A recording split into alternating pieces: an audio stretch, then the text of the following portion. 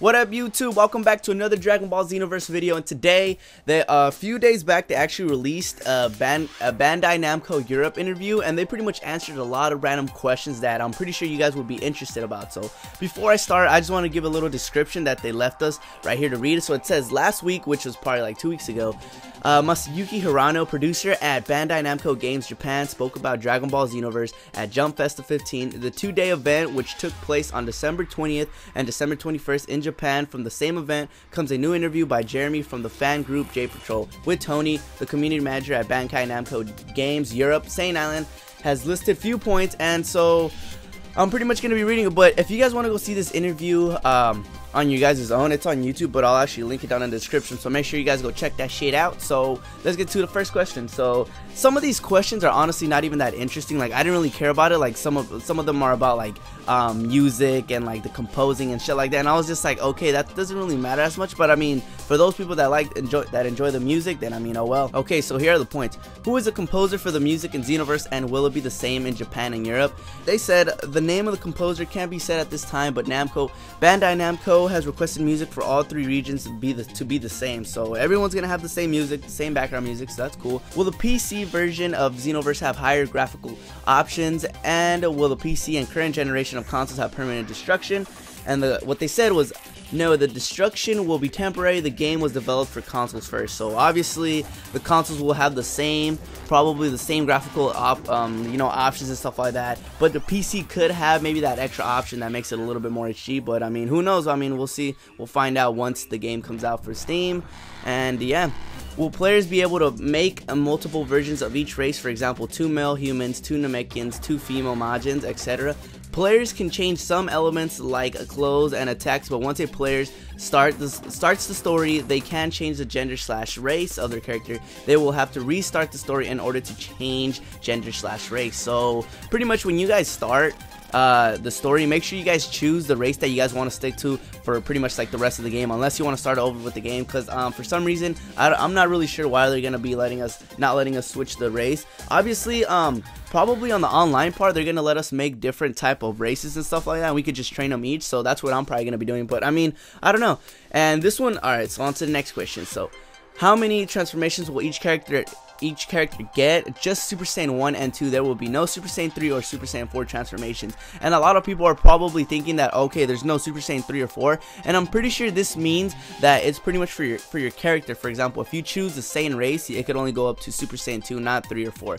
And a lot of people are saying that, oh, it's probably not like no Super Saiyan 3 Goku, no Super Saiyan 4 Goku. We obviously know that we got them. You know, we got Super Saiyan 4 Vegeta and Goku, so you know, it's just our own custom characters that aren't going to be able to transform up to 3 and 4. Will there be Dragon Ball GT characters in the game? Not yet confirmed. Yes, but it can be said who at this time. So we are going to get a lot more GT characters, but you know, we're probably going to have to find out once the game comes out. Can capsules be equipped to existing characters?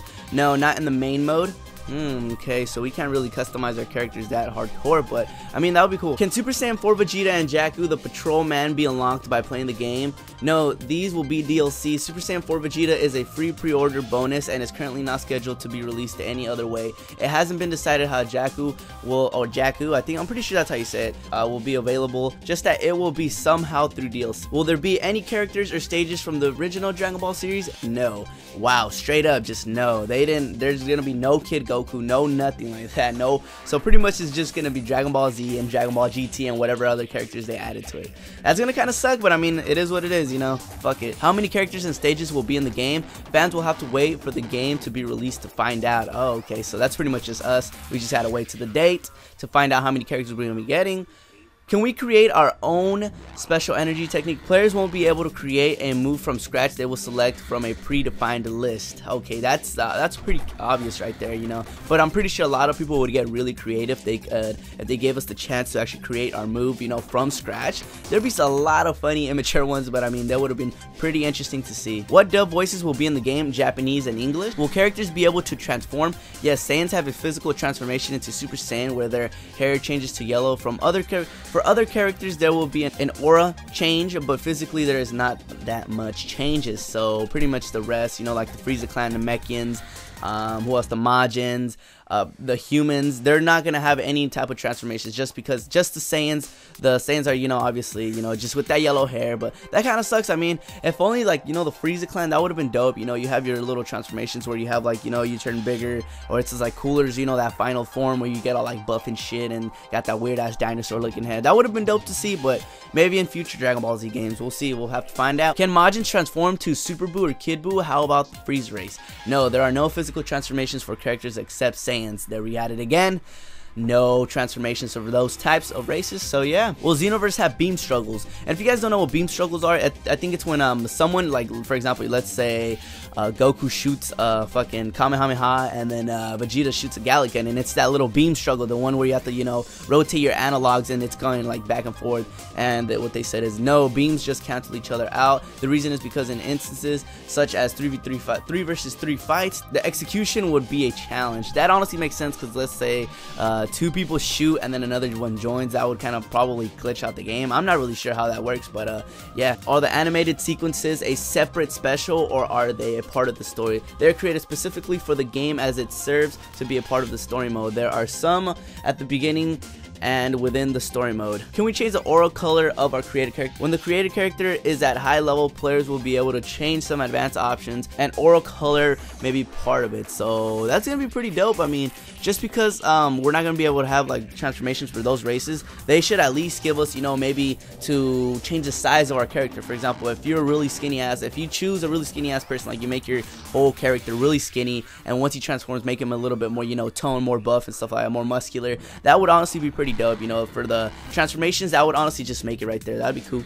Will there be team attacks or team supers? And they straight up said no, and I thought to myself, like, that would have been pretty dope. Maybe like a little, like a tag team, you know, Kamehameha. Like, I don't know if you guys ever seen that one episode where Vegeta and Goku are inside Super Buu, and they pretty much put their hands together and they're like, you know, face to face, and do like a little Kamehameha together / Galican. That would have been pretty dope to do, but I mean, it is what it is. Can more than 2 people play locally or / offline? No, just 2 players. So if you guys aren't playing online, it's just gonna be like an original Dragon Ball Z game where it's only 2 players, not like Battle of Z. Battle of Z was only 1 player, which kind of sucked, but you know, it's gonna go back to just the 2-player offline type of shit.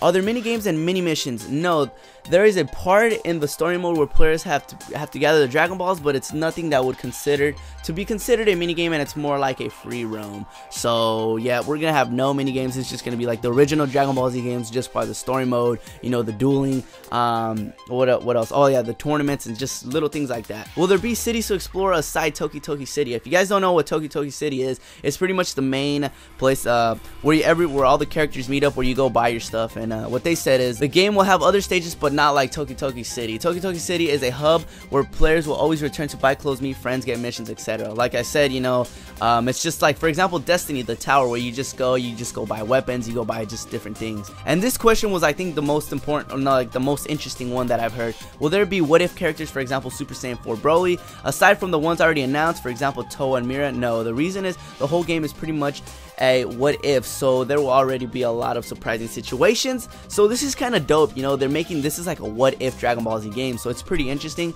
But it does kind of suck how we're gonna have no what if characters. Like, maybe in the future there might be DLC, I don't know. But anyways, you guys, I hope you guys enjoyed this video of Dragon Ball Xenoverse, and if you guys, like I said, want to go see this interview, make sure you guys go click down in the description. The link will be down there to that YouTube video, and you guys can watch it and see for yourself. And yeah, so anyways, you guys, remember to thumbs up this video, leave a comment and subscribe like always, and I'll see you on the next Dragon Ball Z video. Yay!